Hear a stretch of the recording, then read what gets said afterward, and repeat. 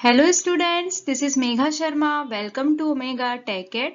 आज की वीडियो में हम डिस्कस करेंगे ग्राफ्स एंड ट्रीज।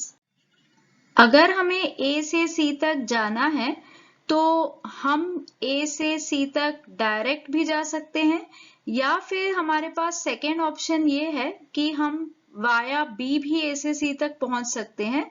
इसका मतलब ये है कि पहले हम ए से बी तक जाएंगे और उसके बाद हम बी से सी तक जाएंगे। तो इस डायग्राम को देख के हमें ये इंफॉर्मेशन मिलती है कि ए से सी तक जाने के लिए हमारे पास दो रास्ते हैं। हमारे पास टोटल 2 रूट्स हैं जिनको फॉलो करके हम ए से सी तक पहुंच सकते हैं।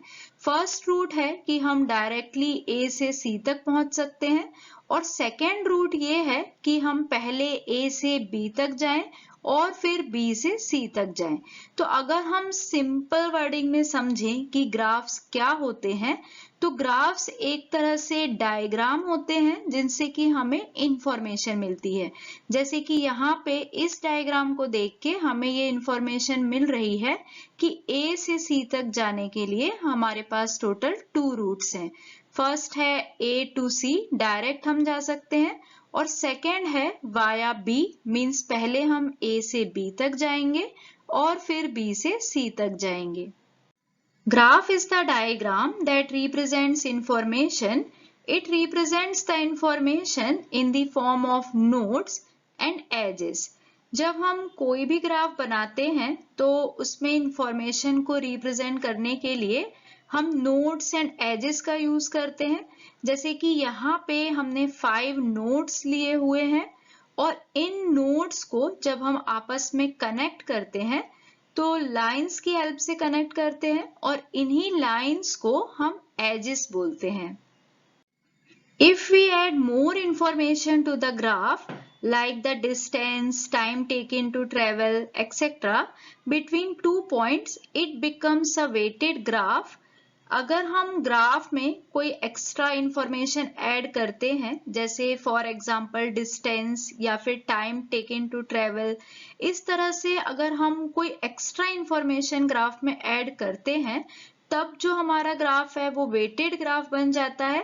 A weight is a numerical value attached to each individual edge in the graph.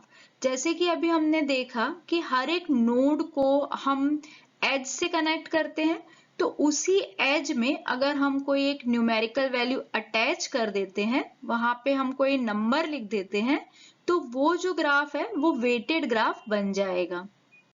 अगर हमें बताना हो कि ए से सी तक पहुंचने के लिए शॉर्टेस्ट पाथ कौन सा होगा, तो इस ग्राफ को देख के हम बोल सकते हैं कि शॉर्टेस्ट पाथ होगा ए सी, क्योंकि ए से सी तक पहुंचने के लिए यहाँ पे सिर्फ एक ही एज इन्वॉल्व है। जबकि अगर हम दूसरा रूट फॉलो करते हैं वाया बी, तो पहले हमें ए से बी तक जाना होगा और उसके बाद बी से सी तक जाना होगा। तो यहाँ पे 2 एजेस इन्वॉल्व हो जाएंगी। तो अगर हमारे पास अनवेटेड ग्राफ है जिसमें कोई भी एडिशनल इंफॉर्मेशन नहीं है, तो सिंपली हम नंबर ऑफ एजेस काउंट करके बता सकते हैं कि शॉर्टेस्ट पाथ कौन सा है।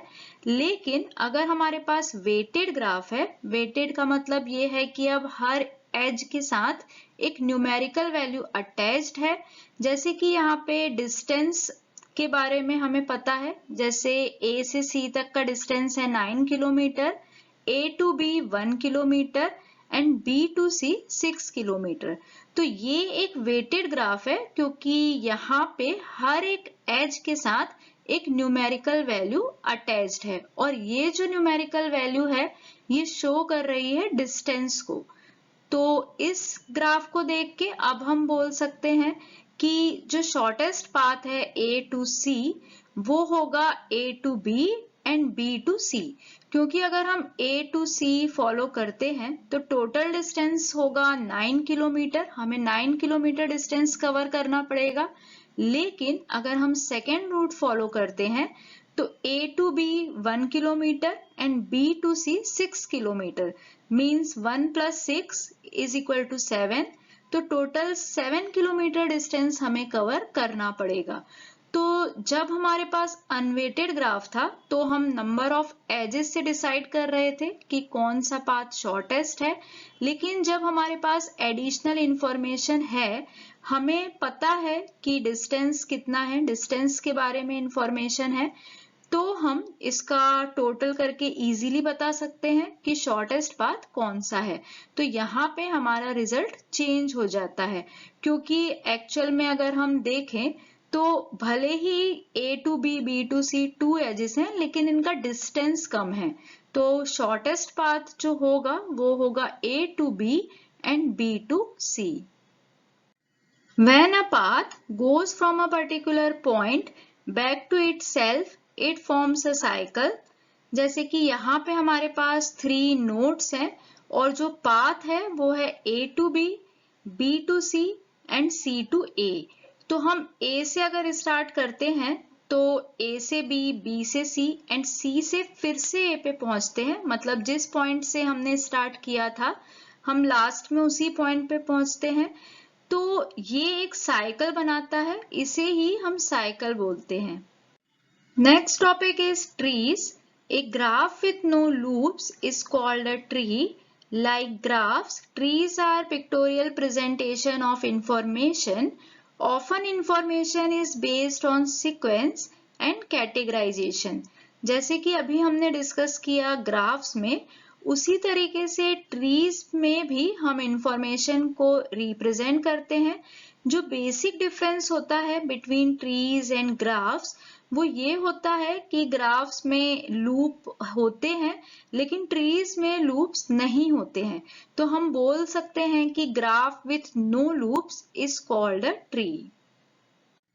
फॉर एग्जाम्पल, कंप्यूटर मेमोरी को हम 2 पार्ट्स में डिवाइड कर सकते हैं, primary memory and secondary memory. Primary memory को हम फर्दर क्लासिफाई कर सकते हैं रैम एंड रोम में, means random access memory and read only memory. Secondary memory को हम फर्दर क्लासिफाई कर सकते हैं CD, floppy disk and magnetic tape में। तो ये जो पूरा स्ट्रक्चर है इसे ही हम ट्री स्ट्रक्चर बोलते हैं। यहाँ पे हम कैटेगरी वाइज इंफॉर्मेशन को रिप्रेजेंट कर रहे हैं। तो इस तरह की इंफॉर्मेशन को जब हमें रिप्रेजेंट करना होता है तब हमें ट्री टाइप स्ट्रक्चर की जरूरत पड़ती है। Next topic is spanning trees. Spanning trees follows the listed rules. First rule is the tree has no loops. Second rule is the tree has the same number of dots as the original, but none of them are alone. Third rule is you can find a way from every dot to every other dot. Spanning tree के लिए 3 rules हम follow करते हैं। Spanning tree में 3 rules follow होते हैं। सबसे first rule जो है वो ये है कि ट्री में कोई भी लूप नहीं होना चाहिए। सेकेंड रूल ये है कि जो नंबर ऑफ नोड्स हैं वो ओरिजिनल के इक्वल होना चाहिए, मतलब सेम नंबर ऑफ डॉट्स होने चाहिए जो कि ओरिजिनल में थे, उतने ही नंबर ऑफ डॉट्स बाद में होने चाहिए। एंड हर एक डॉट दूसरे डॉट से कनेक्टेड होना चाहिए, मतलब हम किसी भी डॉट को अकेले नहीं छोड़ सकते हैं। तो अब हम एग्जाम्पल से समझेंगे कि किस तरीके से हम स्पैनिंग ट्री ड्रॉ कर सकते हैं। यहाँ पे हमें एक ग्राफ दिया हुआ है, हम देख सकते हैं कि इसमें लूप है। तो अब हमें स्पैनिंग ट्री बनाना है।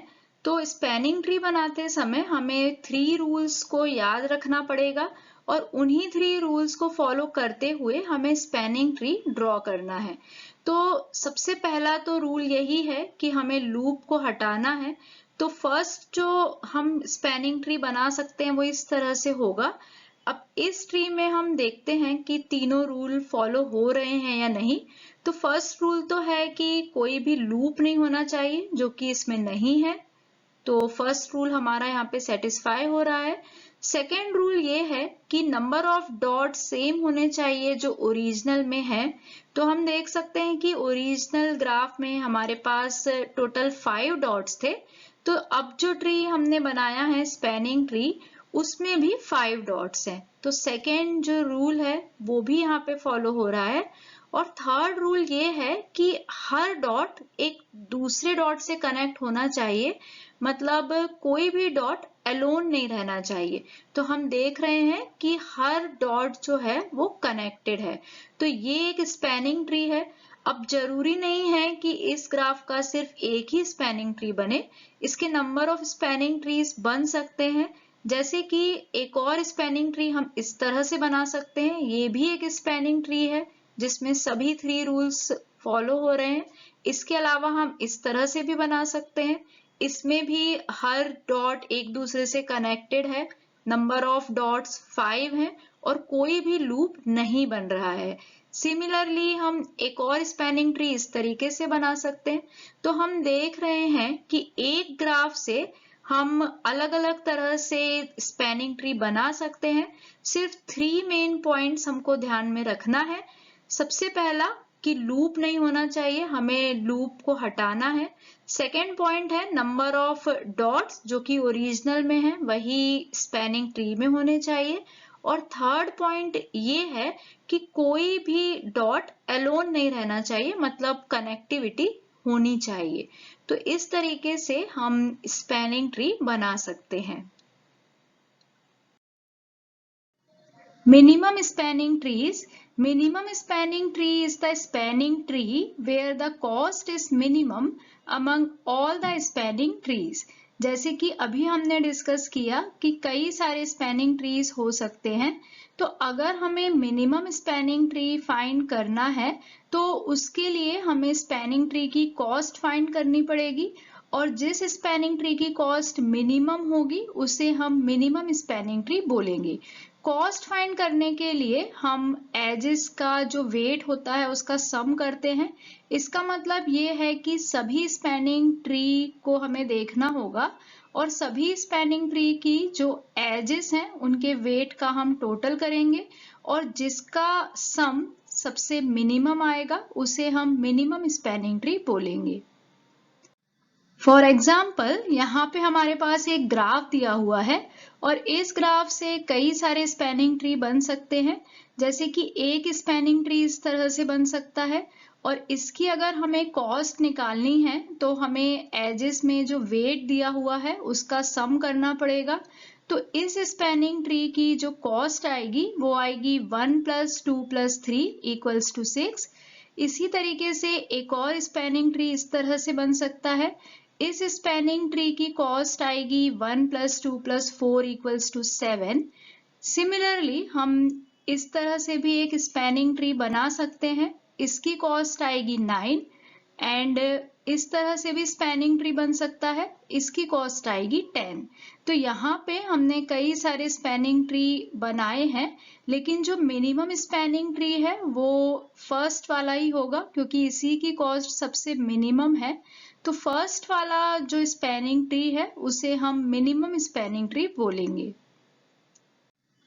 Thank you so much for watching till here. अगर आपको वीडियो यूजफुल लगी है, वीडियो पसंद आई है तो वीडियो को लाइक करें, फ्रेंड्स के साथ शेयर करें और अगर आप चैनल पे न्यू हैं, अब तक चैनल को सब्सक्राइब नहीं किया है तो चैनल को सब्सक्राइब करें और वीडियो की नोटिफिकेशन के लिए बेल आइकन प्रेस करें।